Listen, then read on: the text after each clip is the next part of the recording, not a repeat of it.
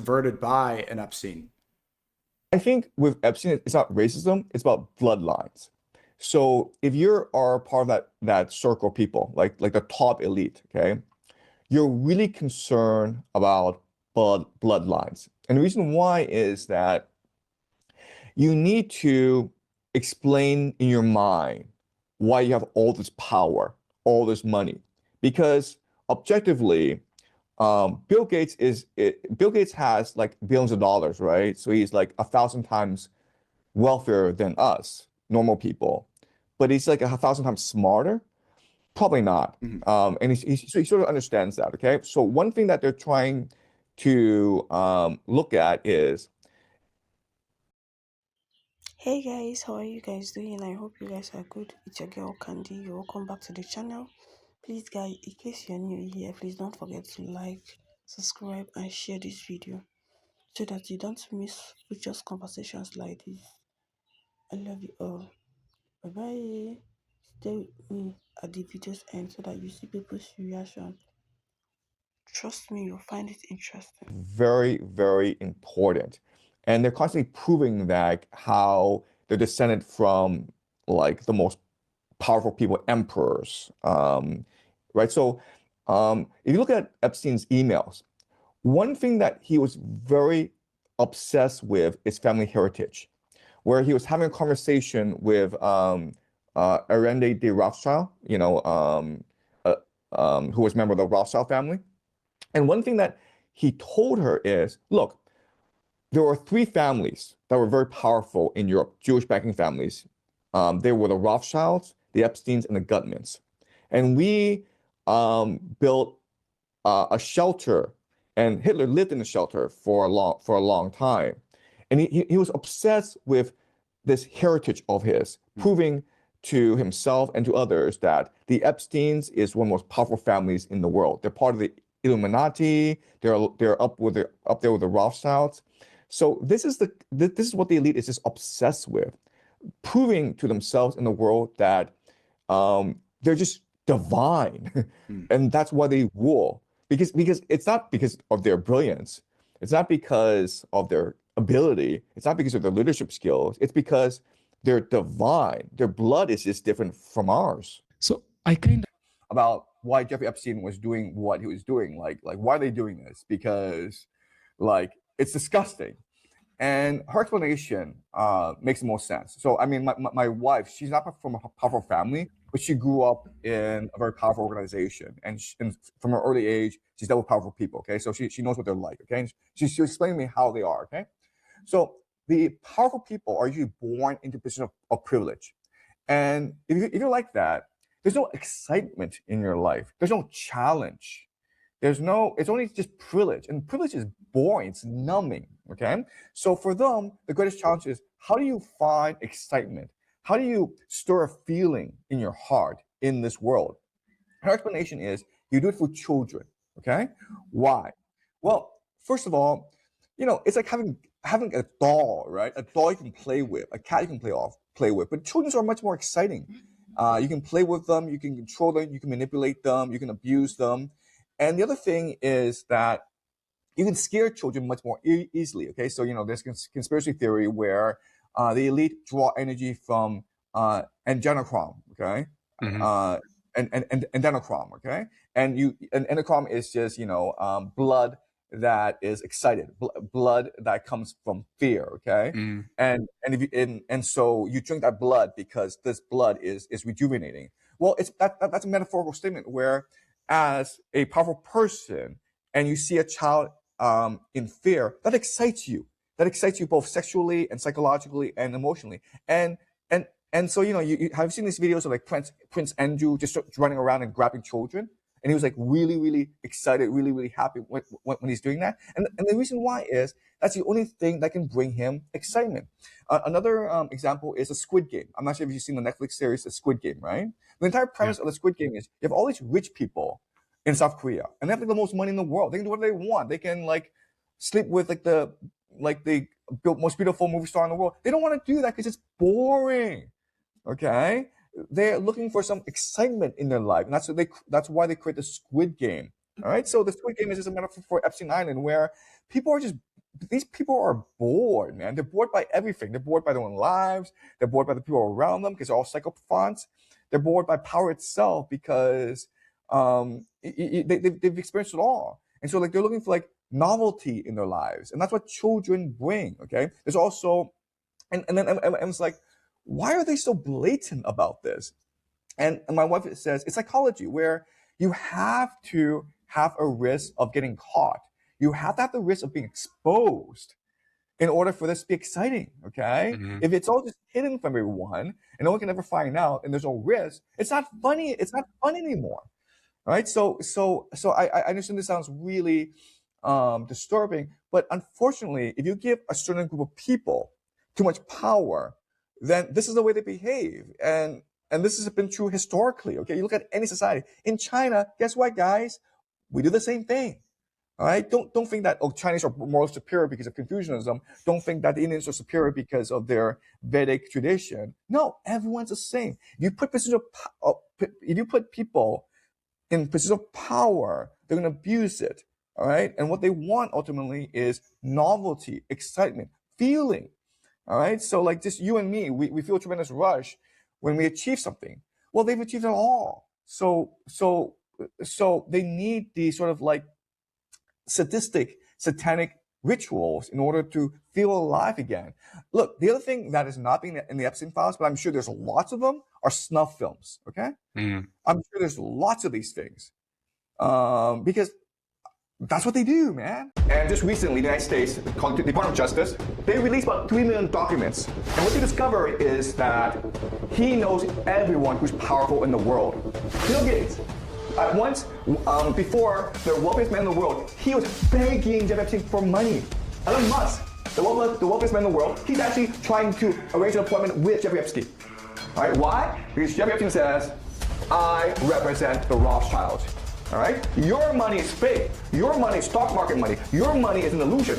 I represent real money, real power, real wealth. Okay? These are parasites. They look at geopolitics and they're like, how can we take advantage of geopolitical advantage to make the most money for ourselves? My in-law. War between the elite, these people, and the counter-elite. People want to take the position and become the parasites. Okay? And that's why we're seeing this conflict right now emerge in America. Okay? All right.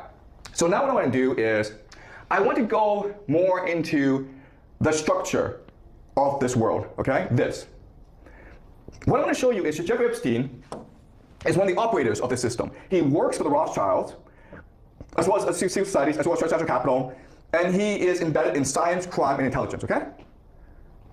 And again, the evidence is something called the Epstein files. All right, so let's look at the Epstein files. Okay, so this is Jeffrey Epstein, and this is Donald Trump. All right, Jeffrey Epstein died in 2019 in a federal prison.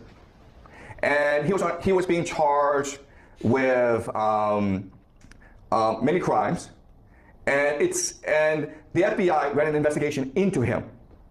And just recently, the United States, called the Department of Justice, the DOJ, on their website, they released about 3 million documents pertaining to the Epstein investigation, and a lot of these are emails. And what you discover is that he knows everyone who's powerful in the world. So for the longest time, it was believed that Jeffrey Epstein was a Mossad agent, okay? And his job was to lure powerful Americans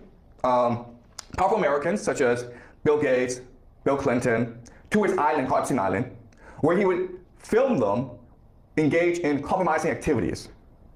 And then he would blackmail them, okay? And that was for the longest time what people understood to be Jeffrey Epstein's role. But then when you look at the emails, what you recognize is that no, actually, that's what he did for fun.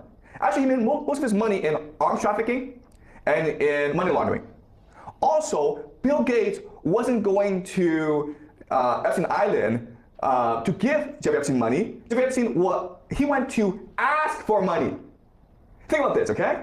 Bill Gates, once before the wealthiest man in the world, he was begging Jeffrey Epstein for money. Think about that. All right? Okay, so let us look at who he is. Okay, this is Peter Thiel. Peter Thiel, as you know, is one of the wealthiest men in America. And Peter Thiel and Jeffrey Epstein are arranging a time to meet. Again, it's not Jeffrey Epstein seeking these guys out, they're seeking him out, okay? Elon Musk, the wealthiest man in the world, he's actually trying to arrange an appointment with Jeffrey Epstein. All right, why? Because Jeffrey Epstein says, I represent the Rothschilds. All right, your money is fake. Your money is stock market money. Your money is an illusion. I represent real money, real power, real wealth. Okay? All right, the Rothschilds. All right, so Jeffrey Epstein is very close with the Rothschild family. Why? Well, this is Irena de Rothschild, one of the members of the Rothschild family, okay? And in December 2018, okay, this is a year before he dies, all right? Jeffrey Epstein sends Aaron de Rothschild an email saying, hey. Has China talked about the Epstein files? Is this in the media at all? What's the average person's perception of that, as far as you can tell, living in China? Yeah, I mean, I hate to say this, but the Chinese imagination doesn't really exist. It's a very narrow algorithm. And it's, you know, I mean, like I talk about how for the Freemasons, China is a vast colonial project. They've won, they've succeeded. So look at the communists, you look at the Marxists. If you look at the history, the secret history, there was Freemasonic involvement, there was Jesuit involvement. Some of the earliest communists, Mao Zedong, they were being mentored by people aligned with the Jesuits and the Freemasons. These things do not happen organically, okay? Because they wanted Marxism to triumph, because the world they want to create is techno-Marxism, okay? Right? If you just look at what Pax Judaica is, if you just look at what the Holy Empire of Reason is, it is techno-Marxism. In fact, if you read Zbigniew Brzezinski, Between Two Ages, and he writes about the coming of the techno state. It's techno-Marxism, okay? And like Brzezinski was a Templar himself, or Rosicrucian, who knows? Like again, I don't know the specifics, okay? But I'm pretty sure he's a Freemason. And so China is key to that, because what China has done is wiped out historical memory. You know, when you wipe out historical memory and all cultural residue, then you allow for the algorithmization of the human mind. You can turn the human mind into pure reason. So in China, when you interact with Chinese people, they're no different from algorithms, okay? If you want someone to work, you're like, how much money are you gonna pay me? It's never like, do I care? Am I interested? Will this make me good with God? They don't care. It's like, how much are you gonna pay me? Right? In China, they have a saying, okay? It's like, survival is the highest reason. Imagine that. The only point of living is to survive. If you survive, you won. Like, what is? Has anyone even looked at Jeffrey Epstein's background story? Because I have. And it does not add up. Picture this. 1976, you have a college dropout teaching physics at one of the most prestigious schools in Manhattan. And 2 years later, he gets picked up by Bear Stearns, one of the largest investment banks at the time. It's not an internship, it's not an analyst position. He goes straight to the trading floor. Talk to anybody on Wall Street. This kind of thing does not happen. And 4 years after that, he becomes limited partner. He must be the fastest partner track promotion in the history of Wall Street. 4 years today in investment banking, you're barely out of your analyst years. And as if all of that was not enough, he quits the position a year later to do consulting. There are much meagerly paid VPs out there who have golden handcuffs. And this guy, an option trading prodigy apparently, just leaves his job after a year. It's almost as if that was not his real job. Shortly after that, Epstein is wrapped up in one of the largest Ponzi schemes in US history, the largest before Bernie Madoff. And Epstein, despite being one of the key men in that operation, gets off scot-free. A few years later, he has his own advisory shop with one client. No audits, no employees, just Les Wexner, who gives him power of attorney over $1 billion worth of assets. He goes around buying $1 million mansions, 727s, and even private islands. Fast forward to 2007, he gets caught up in child abuse allegations. But Epstein and several other people involved get a secret plea bargain. If this was a TV show, we would say it's badly written plot armor. And this is just this guy's life before all the stuff we know him for. Why is it that nobody's raising questions about this? Because the only way this actually adds up is if Epstein is an intelligence operator. And that would mean somebody somewhere decided that all of this was worth it. Jeffrey Epstein sent this, like the Pope article, now reading how God exercised improper power dynamics with the Virgin Mary, no consent. Jeffrey Epstein learned it from God, and so did we. Every victim in the Epstein file is the Virgin Mary, and not because they are pure and innocent, but because we've been taught that their body's pain doesn't count. Christianity's inability to sit with the troubling complexity of Mary's story has made it a training manual for how to not see grape, how to erase what happens to women's bodies,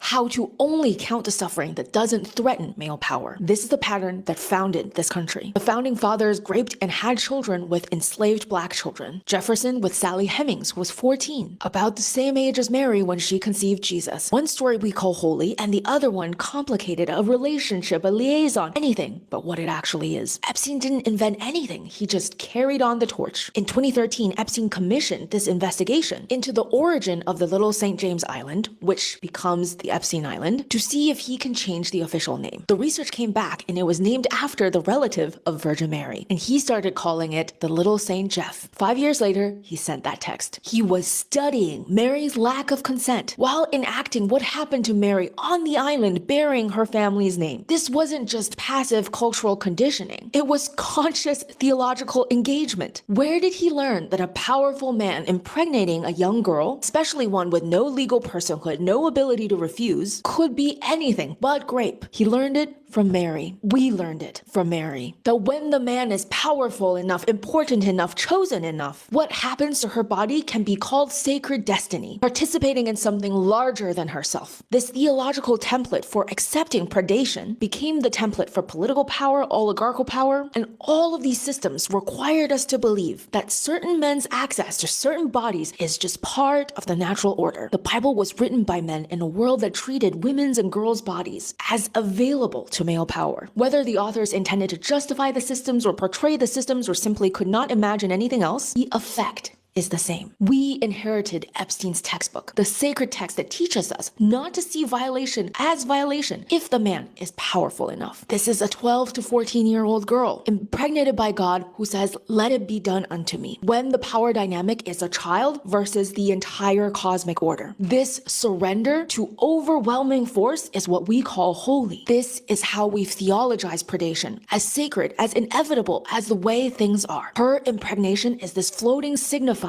of receptivity to male power, no matter earthly or divine. The only good woman whose body is untainted by sex and yet has evidence of sexual activity is Mary. And yet she experiences no sexual pleasure throughout her life because she has to remain perpetually virgin. Her pain, her tearing, her recovery from labor is fully erased. This mother of sorrows, her only acceptable suffering is emotional, watching her son die at the cross. And even then, at the cross, Mary is silent, sorrowful, and contained. What if she screamed and refused to make meaning, refused to witness silently, demanded that this shouldn't have happened to her body? And then there's the assumption where Mary doesn't even get to die. Her body just disappears entirely. What would Mary's story be if it was written by a woman? What world can we build if a young girl's body isn't required for the human and divine to meet? This isn't rejecting Mary. It is seeing her and asking, what happened to her body? What did pregnancy feel like at 13? What did childbirth do to her? Where is her rage, her fear, her bodily autonomy? Skipping over the body to get to the meaning, the redemption of every story of violation is how we learn to tell survivors that their suffering should have a purpose, that they should heal in ways that make us comfortable, that they should turn their violation into inspiration. Accepting that power dynamic wholesale, divine over human, enslaver over enslaved, billionaire over teenager, is how we learn as a society that women's bodies don't register pain for themselves, only for others. That we are only here to watch, to witness, to never be angry, to help erase the injustice done to us. This is why we ask victims, are you pure enough? Did you resist enough? Were you too knowing, too complicit? Did you also say, "Let it be done unto me"? The files are out. But can we see what's in them when we've been trained for 2,000 years not to look at women's bodies at all? Do we still know how to look? I am Connie Chen, here to help you deconstruct everything. Check out my Patreon for bonus content.